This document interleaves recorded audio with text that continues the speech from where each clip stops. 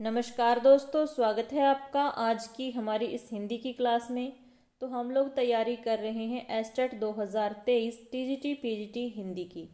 आज की क्लास में जो टॉपिक हम पढ़ने वाले हैं वो टीजीटी लेवल पर भी है और पीजीटी लेवल पर भी है। ठीक है, तो आज की क्लास में हम लोग काव्य दोष पढ़ेंगे और ये एक ऐसा टॉपिक है जहाँ से हर बार प्रश्न पूछा जाता है। प्रश्न किसी भी तरीके से पूछा जा सकता है। आपसे काव्य दोष पूछ लिए जाएंगे या एक काव्य पंक्ति देके सामने काव्य दोष उसको सुमेलित करना, या फिर पूछा जाएगा कि इनमें से कौन सा सुमेलित है या फिर नहीं है। ठीक है, तो पढ़ते हैं फिर आज की हमारी ये क्लास अच्छी लगे तो लाइक कर देना, चैनल पर नए हो तो चैनल को सब्सक्राइब जरूर कर लेना। इसके अलावा टेलीग्राम का लिंक आपको डिस्क्रिप्शन में मिल जाएगा, उसको जरूर ज्वाइन कर लेना। ठीक है, तो जब हमने काव्य लक्षण पढ़े थे उसमें पढ़ा था कि जो आचार्य मम्मट थे उन्होंने अपनी परिभाषा में काव्य लक्षण बताते हुए कहा था, दोषहीनता की बात की थी, मतलब कि काव्य में दोष नहीं होना चाहिए। दोषहीनता को काव्य का लक्षण माना था। और परिभाषा क्या दी थी? आचार्य मम्मट ने अपनी काव्य परिभाषा में दोषहीनता को काव्य का एक लक्षण मानते हुए लिखा है, तद दोषो शब्दार्थो सगुणा वनलंकृति पुनः क्वापी। तो वो कहते हैं कि काव्य में दोष नहीं होना चाहिए। अदोषो शब्द का प्रयोग भी किया है। ठीक है, तो यहाँ प्रयुक्त अदोषो का तात्पर्य दोषहीनता से है। काव्य वह शब्दार्थ है जो दोषहीन, गुणयुक्त और कभी कभी अलंकार रहित हो सकता है। तो मम्मट ही ये कहते थे कि काव्य अलंकार रहित हो सकता है लेकिन उसमें दोष नहीं होना चाहिए। अब देखते हैं काव्य दोष की परिभाषा। काव्य स्वाद में बाधक उद्वेगजनक तत्व काव्य दोष कहलाते हैं। मतलब कि ऐसे तत्व जो काव्य के आनंद में बाधक बनते हैं वही क्या होते हैं? काव्य दोष होते हैं। उद्वेगजनकों दोष, तो ये क्या है? मतलब काव्य दोष की परिभाषा कह सकते हैं उद्वेगजनकों दोष। ये दोष काव्य के मुख्य अर्थ की प्रतीति में बाधा पहुंचाते हैं। दोष शब्द, अर्थ और रस तीनों, इन तीनों के सौंदर्य में बलाघात व्याघात उत्पन्न करता है। तो काव्य दोष से क्या होता है? शब्द, अर्थ और रस तीनों के ही सौंदर्य में कटौती होती है, सौंदर्य में फर्क पड़ जाता है, मतलब सौंदर्य कम हो जाता है। ठीक है, तो ये ध्यान रखना है। आगे आचार्य विश्वनाथ के अनुसार रस के अपकर्षक दोष कहलाते हैं। रस के अपकर्षक दोष कहलाते हैं। काव्य दोषों से काव्य का माधुर्य एवं सौंदर्य नष्ट होता है। तो काव्य दोष से क्या नष्ट होता है? काव्य का माधुर्य और सौंदर्य। एक एक चीज़ पर ध्यान देते जाना है। ठीक है, और काव्यानंद में व्याघात पड़ता है। तो काव्यानंद कहाँ से आएगा? जब काव्य मतलब उसमें दोष आ जाएंगे। इसीलिए दोषहीन काव्य को उत्तम काव्य माना जाता है, मतलब जिसमें दोष ना हो उसको ही उत्तम काव्य माना जाता है। काव्य दोषों के भेद कौन कौन से होते हैं? कि तीन प्रकार के होते हैं ये, शब्द दोष, अर्थ दोष और रस दोष। ठीक है, तो आगे जहाँ से प्रश्न बनते हैं वो हम दोष देखते हैं कौन कौन से हैं और कैसे आप उसकी पहचान कर पाओगे। इन दोषों पर आचार्य मम्मट एवं विश्वनाथ ने पर्याप्त विचार किया है। प्रमुख काव्य दोषों का विवरण इस प्रकार से है। तो पहला दोष कौन सा है? श्रुति कटुत्व दोष। श्रुति को आप समझते हैं सुनने में अच्छा ना लगना। श्रुति कटुत्व दोष, जो शब्द सुनने में अप्रिय लगे तथा कठोर प्रतीत हों उन्हें, उनके कारण काव्य में श्रुति कटुत्व दोष आता है। तो मतलब ये जो शब्द, यहाँ ऐसे शब्द देखने को मिले जो सुनने में ही अच्छे नहीं लग रहे, तो वहाँ पर कौन सा दोष हो जाएगा? श्रुति कटुत्व दोष हो जाएगा। ठीक है, जैसे भत्सरना से भीत हो वह बाल तब चुप हो गया। तो यहाँ पर जो भत्सरना शब्द है जो सुनने में थोड़ा अच्छा नहीं लग रहा ना, तो इसकी जगह अगर डांट आ जाती, डर आ जाता तो मतलब अच्छा लगता। ठीक है, तो इसका मतलब यहाँ कौन सा दोष आ गया? श्रुति कटुत्व दोष आ गया। भत्सरना से भीत हो वह बाल तब चुप हो गया। यहाँ भत्सरना में श्रुति कटुत्व दोष है। उम्मीद है अगर ये दोष आपसे पूछा जाएगा तो आप इसका आंसर कर पाओगे। अगला है च्युत संस्कृति दोष। तो अगला कौन सा दोष है? च्युत संस्कृति दोष। ठीक है, तो इसकी क्या पहचान है? जहाँ किसी शब्द का प्रयोग व्याकरण के प्रतिकूल, व्याकरण के विपरीत होता है, वहाँ क्या होता है? च्युत संस्कृति दोष होता है। जैसे इस निराशता को छोड़ो, आशा से लो काम। तो यहाँ साफ साफ दिखाई दे रहा है कि निराशता शब्द की यहाँ जरूरत नहीं है। निराशा शब्द सही रहेगा, जबकि निराशता शब्द यहाँ पर गलत है। तो अगर हम ये कहते कि इस निराशा को छोड़ो, आशा से लो काम, तो ये मतलब काव्य हमें अच्छा लगता, ये जो काव्य पंक्ति है हमें अच्छी लगती।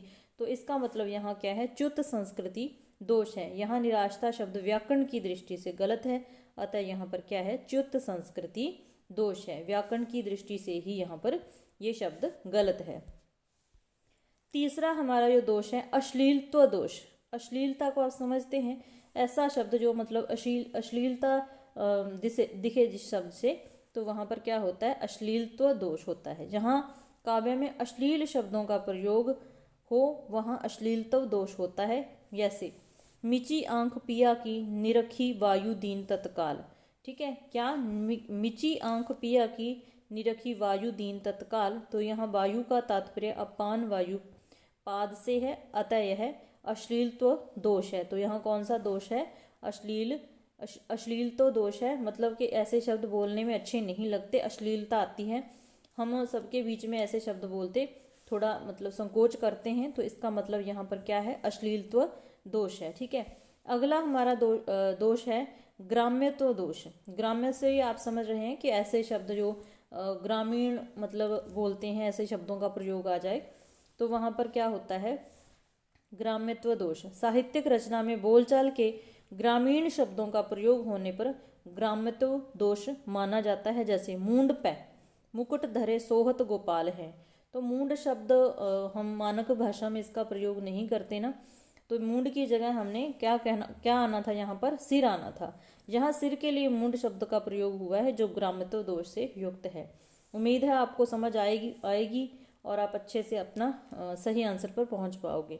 ठीक है, तो यहाँ पर ग्राम्यत्व दोष आ जाए तो उसकी पहचान क्या है, कि ऐसे शब्द आपको दिखाई पड़े जो मतलब आम ग्रामीण लोग जिनको बोलते हैं, या आप कह सकते हैं कि जो शब्द देशी भाषा के लगे, देशज विदेशी शब्द होते हैं ना, जो शब्द देशज लगे, तो वहाँ पर क्या हो जाएगा, ग्राम्यत्व दोष।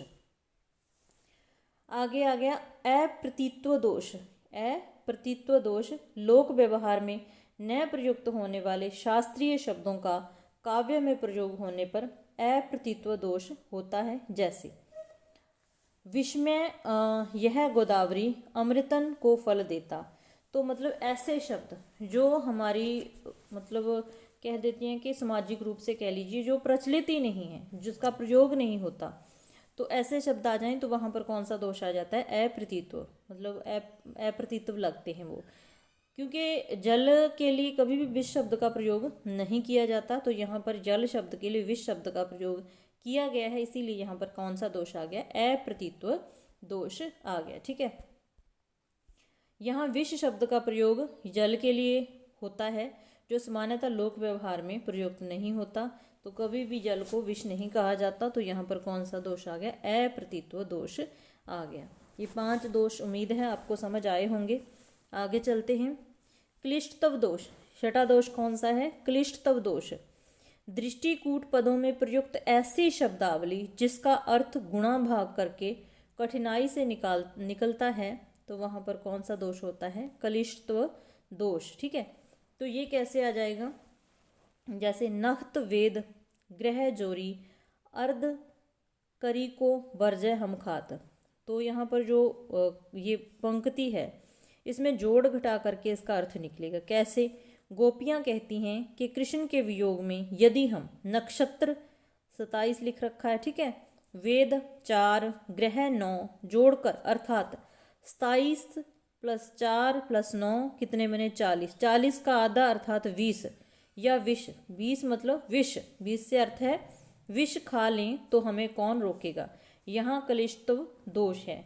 यहाँ आपको मतलब ऐसे शब्द दिखें जो गिनती में मतलब जिनकी हम गणना करते हैं कि ये इतने हैं, ये इतने हैं, तो वहाँ पर कौन सा दोष आ जाएगा, क्लिष्टत्व दोष। ठीक है, आगे है न्यून पदत्व दोष। न्यून मत क्या होता है, कम। यहाँ पदों की संख्या कम है, तो वहाँ पर कौन सा दोष आ जाएगा, न्यून पदत्व दोष। यहाँ अभीष्ट अर्थ को सूचित करने वाले पद की कमी हो और अर्थ को स्पष्ट करने के लिए कोई शब्द जोड़ना पड़े, वहाँ पर न्यून पदत्व दोष होता है। मतलब अपनी ओर से कोई शब्द जोड़कर उसका सही अर्थ निकाला जाए, तो वहाँ पर न्यून पदत्व दोष होता है। जैसे पानी पावक पवन प्रभु, ज्यों असाधु त्यों साधु।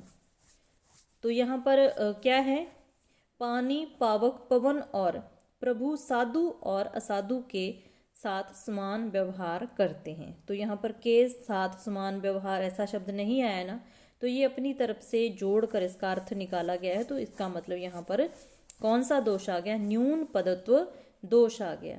कवि यह कहना चाहता है किंतु समान व्यवहार शब्द पानी पावक पवन और प्रभु साधु साधु और असाधु के साथ समान व्यवहार करते हैं। कवि यह कहना चाहता है किंतु समान व्यवहार शब्द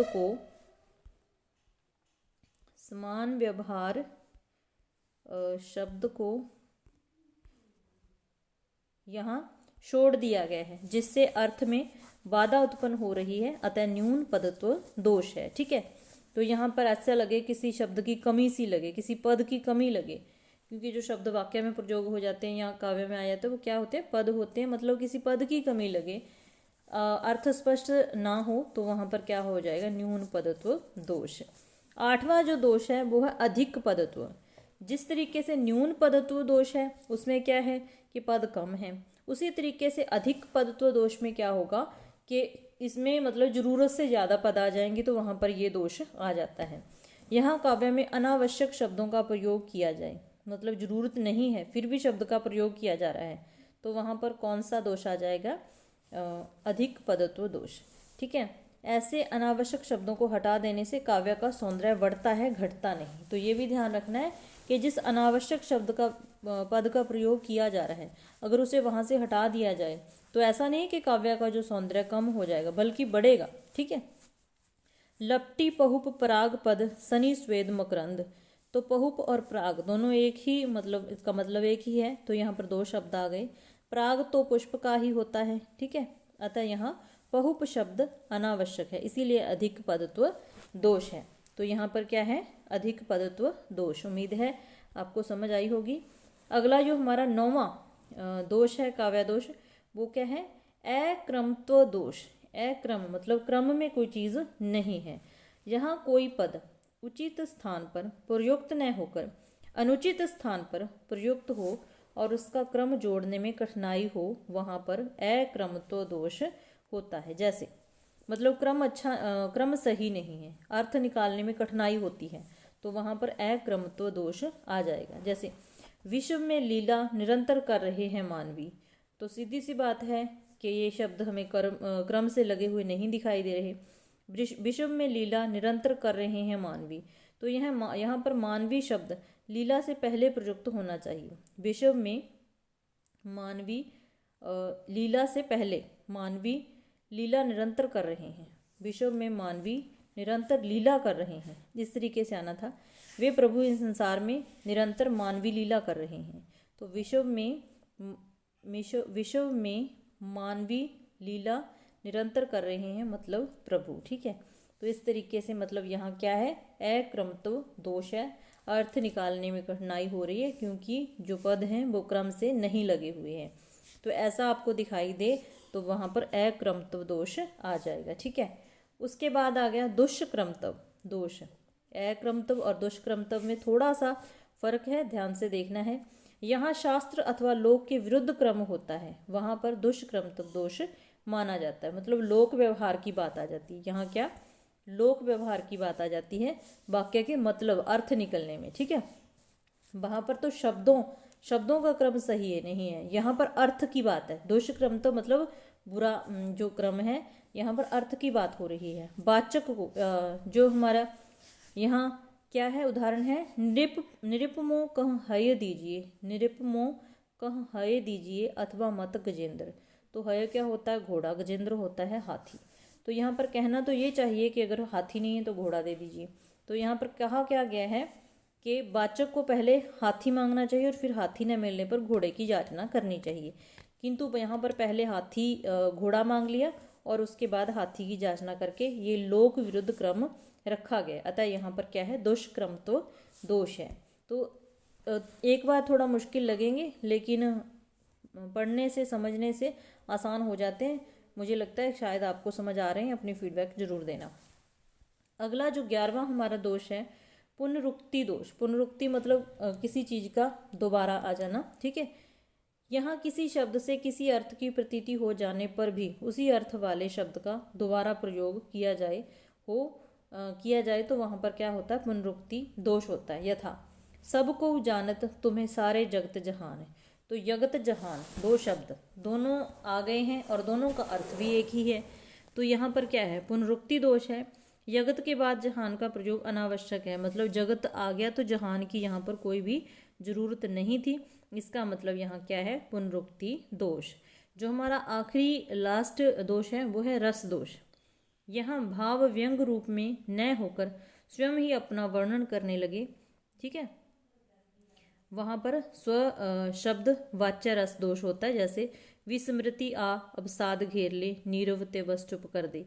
यहाँ नीरवता की स्थिति में चुप कर दे कहने से स्व शब्द वाच्य रस दोष है, मतलब रस का दोष है। या आप ये कह सकते हैं कि वर्ण प्रतिकूलता के कारण कहीं कहीं इस प्रकार का दोष आ जाता है। जैसे श्रृंगार रस में कठोर वर्णों का प्रयोग, कठोर वर्ण पता है आपको, जो ट वर्ग होता है कठोर ही माना जाता है, तो वहाँ पर अगर वो आ जाए ऐसे में श्रृंगार रस में, तो वहाँ पर कोमल वर्णों में कठोर वर्ण आ गया, तो वहाँ पर भी क्या, रस दोष आ गया।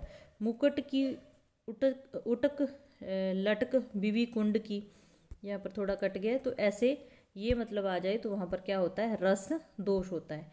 तो उम्मीद है आपको सारे रस दोष समझ आ गए होंगे। पहला कौन सा है, हमारा पहला दोष है श्रुति कुटुब दोष। वही एक बार थोड़ा रिवाइज कर लेते हैं। श्रुति कुटुब दोष मतलब जो शब्द सुनने में अच्छा ना लगे, अप्रिय लगे, तो वहाँ पर होता है श्रुति कुटुब दोष। जैसे वत्सरना शब्द यहाँ पर अप्रिय लग रहा है, ठीक है। उसके बाद च्युत संस्कृति दोष, ऐसा दोष यहाँ पर मतलब व्याकरण के प्रतिकूल शब्द का प्रयोग हो जाए। यहाँ पर इस निराशता, तो निराशता शब्द का यहाँ पर प्रयोग गलत है व्याकरण की दृष्टि से, जबकि निराशा आना था, तो यहाँ पर ऐसा आपको शब्द मिले, वहाँ पर क्या होता है, च्युत संस्कृति दोष। फिर अश्लीलत्व दोष, यहाँ पर अश्लील शब्दों का प्रयोग हो जाए जो मतलब सुनने में बोलने में अच्छे नहीं लगते, संकोच आता है, तो वहाँ पर क्या हो जाएगा, अश्लीलत्व दोष आ जाएगा। फिर ग्राम्यत्व दोष मतलब यहाँ ग्रामीण शब्दों का प्रयोग हो, ग्रामीण शब्दों का प्रयोग नजर आए, या फिर आप कह सकते हैं कि देशी शब्दों का प्रयोग दिखे, तो वहाँ पर क्या होता है, ग्रामत्व दोष। फिर अप्रतीत्व दोष, ठीक है, ऐसे शब्द जो मतलब प्रयोग में नहीं लाए जाते, जैसे जल के लिए विष का प्रयोग नहीं किया जाता, तो वहाँ पर अप्रतीत्व दोष आ जाता है। कलिष्टत्व दोष, यहाँ पर अर्थ निकालने के लिए जोड़ घटा करना पड़े, मतलब गिनती वाले जो शब्द आ जाते हैं जिनकी गिनती है, तो ऐसे शब्द यहाँ पर दिखाई दे, तो वहाँ पर कलिष्टत्व मतलब मुश्किल से अर्थ निकलता है, तो वहाँ पर ये दोष आ जाता है।